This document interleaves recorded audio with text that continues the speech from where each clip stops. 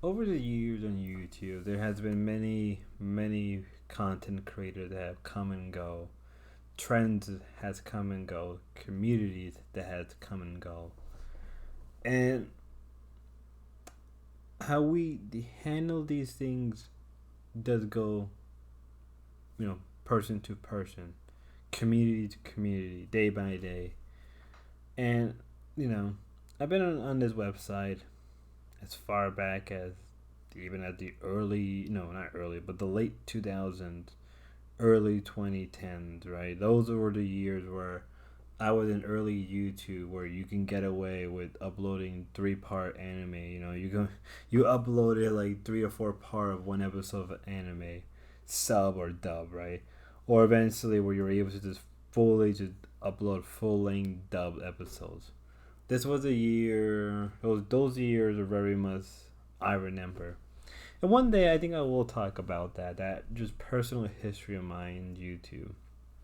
But today's episode is more let's focus on an individual that really, you know, helped define my, I would say my early adult year in the mid 2010s. And, that's idub. But for me, there's different ways I can go for this, right? I can look at his rise and fall. I can look at his decision making during after Content Cup. I can easily look at his dramas, right? Whether it be his Olaf with his wife, Sam Hyde, or just a multitude of other drama that has sprung over the years. I can look at his, crappy podcast. I can look at his X account. And this video is really not about that. I will do videos on those things down the line. I will talk about those things. And I will do, my own personal video on it, even a retrospective on idubs in some regard. But this isn't about that. Actually, the reason I brought all those things up was this video is really about the way people handle idub and how people tackle him, the multitude of ways you can just go on about him, how you can milk this person who now is a lolcow in every right, being one of the most successful YouTubers, right? Who was rubbing shoulders with the up and coming YouTubers, right?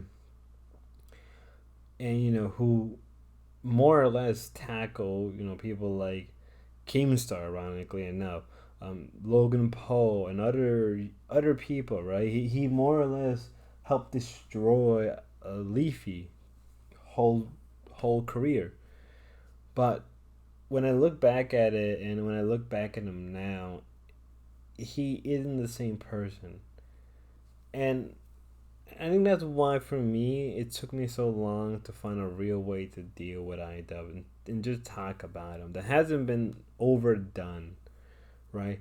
There are people who just find segments of it of IDub and they just cover that, right? And to me, I don't mind that. I actually enjoy stuff like that. I think for me, there's an attempt for me to also try to humanize IDub. But it isn't that hard as you think, but since he's a lolcow, humanizing a lolcow is difficult, but that's a whole different video in itself. But for me, IDub is just an individual that when I do finally do proper videos on him, I really wanted to just go in depth. But I think before I do those things, I want to really try to do a video on my own personal history with him and how he impacted my life.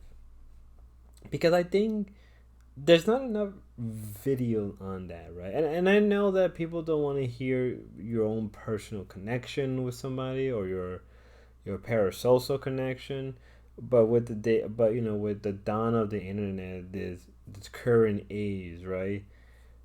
You can't avoid that kind of connection. You really can't. And I know a lot of content creators don't want to do that because of fear or being just, a weak point in their, the fans or whatever, right? And that's fine. I think for me, I'm willing to go down that because I want to give context and content to why I'm saying these things. Why am I attacking him? Why am I criticizing him? Why am I just drilling this person? This has been drilled like a well, almost completely empty at this point. The man is basically not even living. He's a shell. He's a ghoul, right? And we could easily blame it on his girlfriend, or not girlfriend, his wife. But when we get to that, we'll get to that. I will say it here and now, at least to give you a nugget of what I'm going to eventually say and cover. I think no matter what, everything that has happened to idub has always been his own decision. Whatever his attempt to be independent or someone who defies the odds, somebody who just doesn't take authority too serious, it doesn't really matter because at the end of the day, it's his own fault. And because of that, there's you can even have ways of tackling that. And I already just said what I mean by that. So in the end, there's really no wrong way of tackling idub. There's no wrong way of saying what you want to say towards him because I think one way or another, a lot of it is true. Is he a cuck? Obviously, yes. Is he a horrible business person? 100%. Are his videos crappy? Yes. You know, I would even say that some of either earlier videos, yeah, they're classic, but they have a lot of problems. But there's charm to them. You know, and it's funny to me to say this, but one of the things I will also say, and I will repeat it, when I get to it, I was one of the few people where I just straight up unsubscribed at one point because of just the direction he takes. And I think if anything, idub is a cautionary tale of an individual, right? Who decisions plague him, and from those horrible decisions, the I guess the other tale would be how people handle him, the fallout, the coping through and through. Idub is an individual that has truly, affected like people like me, millennials, and no matter what we say or do or talk about him, there's really no right way of. Well, no, not that there isn't right way. There's no wrong way of covering him because I think eventually every point becomes valid down the line. And in the end, when the day idub completely is off the internet, I think that's when he be truthfully dead. He's dead in the sense now that he's not making good content, but since he's still out there doing whatever, he's still technically alive. But when the day idub completely quits the internet, when he's not on X, when he's not streaming, when he's not making video, that will be the day he has completely died. And people have already mourned his death before he has already died. And now when we look at him, he's just a ghoul. He is hollow. He is a skeleton. He is completely lifeless.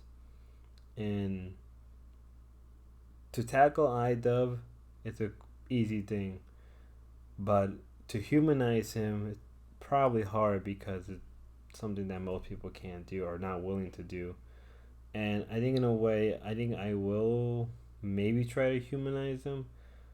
But I think if I try to do that, I know I'll get a major backlash. Maybe this is some sense of pity I have towards him. Maybe apathy. Because there's a point where you don't hate somebody anymore. You just feel like, that's sad. But okay, whatever. Move on. And I think that's where everybody's at now. There's no more sadness. I mean, there is sadness, but just not in the same sense of mourning, right? Not in the same sense you want to cry. It's more of, oh, that's sad. And then you walk away and not think about it.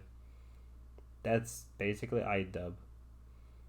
But when we eventually do cover a lot of his stuff, and I will, I have a few ideas how I want to do it, but when we get to it, we'll get to it. And till then, y'all, don't be like an idub. Don't be a cuck. Good night, good morning, and God bless.